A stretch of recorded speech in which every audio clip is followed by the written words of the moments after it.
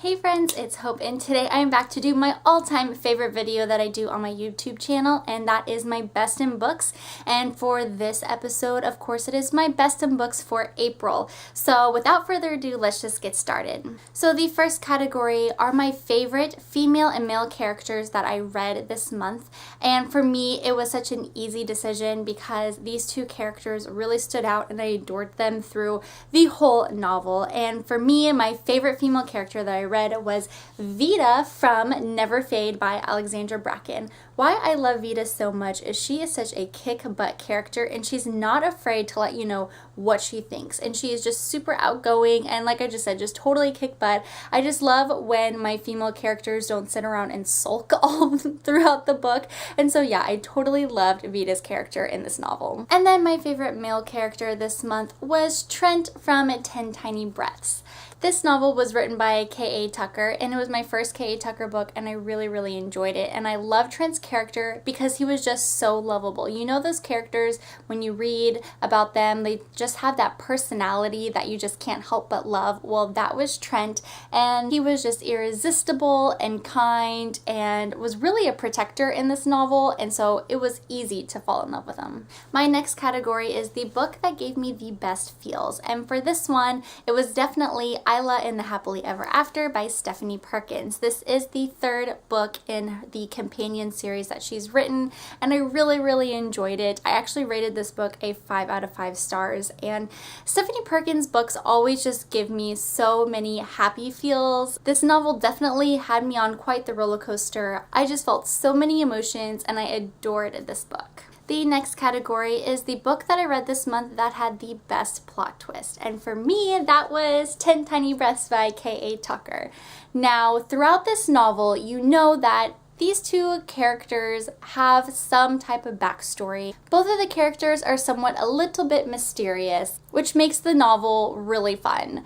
But towards the ending, you find out what has been going on with one of our characters, and it literally had me gasping. All of like the impossible things and things that I was like, oh no, this can't happen, that I was thinking in my head totally came to life. So yes, best plot twist definitely goes to 10 Tiny Breaths. For the next category, it is the best line that I read this month.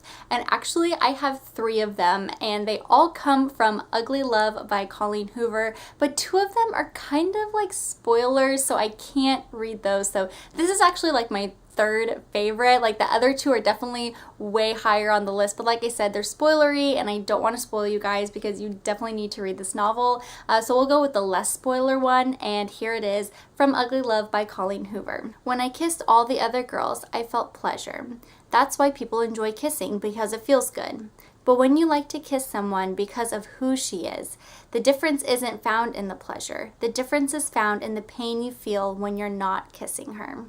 When I read that, I had like all those little cute heart emojis popping up in my head. That line just totally gave me the feels and made me fall in love with one of our main characters.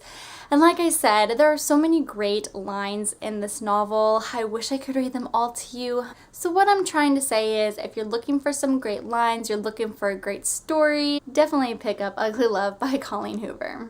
And for the last and final category for this video, it is the best book that I read in April. Now, there were 2 books that I rated a 5 out of 5 stars. And let me tell you, it was really tough choosing between the 2.